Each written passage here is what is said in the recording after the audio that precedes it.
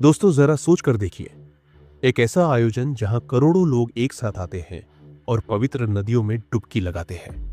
इन पवित्र नदियों में डुबकी लगाने का एक और उद्देश्य है मोक्ष प्राप्त करना। यह दुनिया का सबसे बड़ा धार्मिक मेला है। हर 12 साल में होने वाला यह महापर्व जहां आस्था का सागर उमड़ता है, इसे कहते हैं महाकुंभ। क्या आप जानते हैं यह आयोजन इतना महत्वपूर्ण क्यों है? इसमें शामिल होने के पीछे पौराणिक कारण क्या है? इसका वैज्ञानिक कारण क्या है? इसे खगोल शास्त्र और भारत की सांस्कृतिक धरोहर क्यों कहा जाता है? आज की इस वीडियो में हम आपको महाकुंभ की पूरी कहानी सुनाएंगे। इसके इतिहास से लेकर इसके वैज्ञानिक और सामाजिक पहलू के बारे में भी जानेंगे। बने रहिए हमारे साथ। वीडियो में आगे बढ़ने से पहले अगर आपने हमारे चैनल को सब्सक्राइब नहीं किया है तो इसे सब्सक्राइब कर बेल आइकन जरूर दबाएं ताकि आने वाली वीडियो की नोटिफिकेशन आपको मिलती रहे।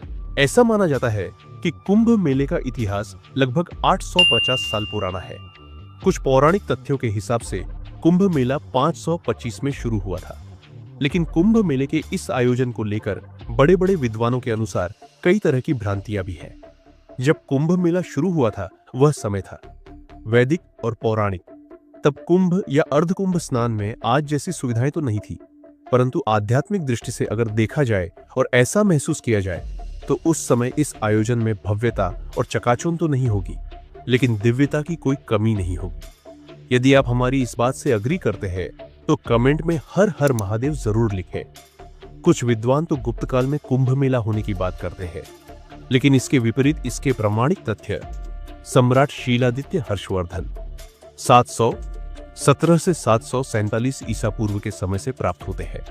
इसके बाद श्रीमद आग जगतगुरु शंकराचार्य और उनके शिष्य सुरेश्वराचार्य ने दासनामी, जो सन्यासी अखाड़ों में से एक है, उनके लिए संगम तट यानी प्रयागराज पर स्नान आदि करने की व्यवस्था की थी। अब चलिए जानते हैं इसकी पौराणिक मान्यता के बारे में। ऐसा कहा जाता है कि एक बार देवराज इंद्र जब भ्रमण के लिए जा रहे थे तो उन्हें रास्ते में महर्षि दुर्वासा मिले और इंद्र ने दुर्वासा ऋषि को प्रणाम किया। तो दुर्वासा जी ने इंद्र के इस आदर सत्कार से प्रसन्न होकर उन्हें अपनी माला उपहार स्वरूप भेंट में दी, लेकिन इंद्र ने उस माला को साधारण समझकर उसका आदर न करके उस माला को अपने हाथी ऐरावत के माथे पर डाल दिया। तभी ऐरावत हाथी ने उस माला को अपनी सूंड से घसीटकर अपने पैरों के नीचे डालकर कुचल डाला। यह सब देखकर दुर्वासा महर्षि क्रोधित हो गए और इंद्र को श्राप दिया कि इंद्र, मेरे द्वारा दिए गए उपहार का अनादर करने से तुम्हारी सारी शक्तियां और ताकत खत्म हो जाएगी। तभी इंद्र अपनी ताकत वापस लाने और श्राप से मुक्ति पाने के लिए जगत पिता ब्रह्मा के पास गए, परंतु ब्रह्मा जी इंद्र को भगवान शिव के पास ले गए। तभी भगवान शिव ने उन्हें भगवान विष्णु की शरण में जाने की सलाह दी। भगवान विष्णु ने जब इंद्र की पूरी कहानी सुनी तो उन्होंने कहा, दुर्वासा ऋषि को समझाना मुश्किल है, वह अपना श्राप ऐसे वापस नहीं लेंगे। तभी भगवान विष्णु ने क्षीर सागर का मंथन करके अमृत निकालने की सलाह दी और भगवान विष्णु के ऐसा कहने पर समस्त देवता और दानव एक दूसरे के साथ संधि करके अमृत निकालने के यत्न में लग गए। अब समुद्र मंथन के लिए मथनी और रस्सी की भी तो आवश्यकता होगी, तो इसके लिए मंदराचल पर्वत और रस्सी के लिए नागराज बसुकी का उपयोग किया गया। इसके बाद समुद्र मंथन प्रारंभ हुआ और समुद्र मंथन के दौरान उसमें से कई दिव्य चीजें निकली, जिसमें पारिजात, ऐरावत हाथी, कामधेनु और कई दिव्य चीजें निकली।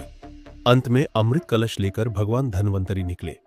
लेकिन यह सब दिव्य चीजें निकलने से पहले मंथन से विष उत्पन्न हुआ, जिसे स्वयं हमारे प्रभु भोलेनाथ ने पिया। जब मंथन से अमृत कलश निकलता दिखाई दिया तो देवताओं ने दानवों के गलत इरादों को भांप लिया। देवताओं के इशारे पर इंद्र का पुत्र अमृत कलश को लेकर आकाश में उड़ेच गया। दानवों से हुई संधि के अनुसार उनका हिस्सा उन्हें नहीं दिया गया, जिसकी वजह से दानवों ने क्रोध में आकर देवताओं पर आक्रमण कर दिया तथा तभी देवताओं और दानवों के बीच 12 दिनों और 12 रातों तक लगातार युद्ध होता रहा। इंद्र का पुत्र जब अमृत कलश लेकर आकाश में उड़ा तो अमृत की कुछ बूंदें 4 स्थानों पर गिरी। वह स्थान है उत्तराखंड का हरिद्वार, उत्तर प्रदेश का प्रयागराज, मध्य प्रदेश का उज्जैन और महाराष्ट्र का नासिक। इन 4 स्थानों पर अमृत की बूंदें गिरी। तभी से ऐसा माना जाता है कि इन स्थानों पर दिव्य शक्तियां हैं और इसीलिए पूरे देश में सिर्फ इन 4 स्थानों पर कुंभ मेला लगता है। अब सवाल उठता है कि आखिर कुंभ मेला 12 साल बाद ही क्यों लगता है। जैसा कि हमने वीडियो में बताया कि देवताओं और दानों में लगातार 12 दिन और 12 रातों युद्ध हुआ, तो उस हिसाब से हम कह सकते हैं कि देवताओं के 12 दिन हम इंसानों के 12 साल के बराबर होंगे। इसीलिए इन स्थानों पर हर 12 साल बाद कुंभ मेला लगता है। दोस्तों, अगर आपको वीडियो पसंद आ रही हो तो इसे लाइक कर दीजिए, क्योंकि अभी हम जानने वाले हैं ज्योतिष शास्त्रों के हिसाब से इन 4 स्थानों यानी प्रयागराज, हरिद्वार, उज्जैन और नासिक में कुंभ किन किन तिथियों पर लगता है और इसका ज्योतिष गणित क्या है। तो सबसे पहले जानते हैं प्रयागराज कुंभ के बारे में। जब बृहस्पति कुंभ राशि में और सूर्य मेष राशि में प्रवेश करता है, तभी कुंभ मेले का आयोजन किया जाता है। लेकिन इन 4 स्थानों में प्रयाग का महाकुंभ सबसे महत्वपूर्ण माना गया है, क्योंकि यहाँ 3 नदियों का संगम होता है, जैसे गंगा, जमुना और सरस्वती। परंतु आपको सरस्वती नदी दिखाई नहीं देगी। ऐसा क्यों? यदि आप जानना चाहते हैं तो कमेंट में यस लिख दीजिए। हम आपके लिए इससे रिलेटेड एक डेडिकेटेड वीडियो अलग से लेकर आएंगे। अब बात करते हैं हरिद्वार कुंभ की। हरिद्वार हिमालय पर्वत श्रृंखला के शिवालिक पर्वत के नीचे स्थित है। प्राचीन ग्रंथों में हरिद्वार को तपोवन, मायापुरी, गंगा द्वार और मोक्ष द्वार जैसे आदि नामों से जाना जाता था। हरिद्वार मेले की तिथि की गणना करने के लिए सूर्य, चंद्र और बृहस्पति की स्थिति की आवश्यकता होती है। परंतु हरिद्वार का संबंध मेष राशि से है, क्योंकि यहाँ अमृत की बूंदें गिरी थी। इसलिए यह स्थान तो महत्वपूर्ण है ही, और इसीलिए इसे हरि का द्वार यानी हरिद्वार कहा जाता है। नासिक कुंभ भारत में 12 ज्योतिर्लिंगों में से एक ज्योतिर्लिंग त्र्यंबकेश्वर नामक पवित्र शहर में स्थित है। यह नासिक से मात्र 30 किलोमीटर की दूरी पर स्थित है और गोदावरी नदी का उद्गम भी यहीं से हुआ है। 12 वर्षों में एक बार नासिक के त्र्यंबकेश्वर में कुंभ मेला लगता है, जिसे सिंहस्थ कुंभ के नाम से जाना जाता है। अभी अंत में बात करते हैं उज्जैन कुंभ की, जहां साक्षात हमारे महाकाल विराजमान है।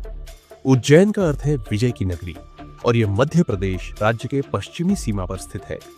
ज्योतिष शास्त्र के अनुसार अंश यानी डिग्री उज्जैन से ही शुरू होता है। महाभारत के अरण्य पर्व के अनुसार उज्जैन 7 पवित्र मोक्षपुरी या सप्तपुरी में से एक है। दोस्तों, हर 6 सालों में अर्ध कुंभ लगता है और हर 12 साल में महाकुंभ लगता है, लेकिन 144 साल में महाकुंभ लगता है, यह आपको आज तक किसी ने नहीं बताया होगा। वीडियो को खत्म करने से पहले जानते हैं प्रयागराज में हो रहे हैं महाकुंभ की प्रमुख शाही स्नान की तिथियों के बारे में। महाकुंभ स्नान 13 जनवरी से शुरू होगा और 26 फरवरी को अंतिम स्नान होगा। इसमें पहला शाही स्नान 14 जनवरी, दूसरा शाही स्नान 25 जनवरी, तीसरा शाही स्नान 3 फरवरी, 3 शाही स्नान, बाकी 4 और 12 फरवरी को भी महत्वपूर्ण स्नान होगा। तो दोस्तों, महाकुंभ सिर्फ एक धार्मिक आयोजन नहीं, बल्कि यह हमारी आस्था, पौराणिकता और सांस्कृतिक धरोहर का प्रतीक है। यह हमें जोड़ता है हमारी जड़ों से और हमें सिखाता है कि आंतरिक शुद्धता और एकता ही असली मोक्ष का मार्ग है। अगर आपको वीडियो पसंद आया हो तो इसे लाइक करें, अपने दोस्तों और परिवार के साथ शेयर करें, और ऐसी ही वीडियो देखने के लिए हमारे चैनल को सब्सक्राइब करें। मिलते हैं नेक्स्ट वीडियो में।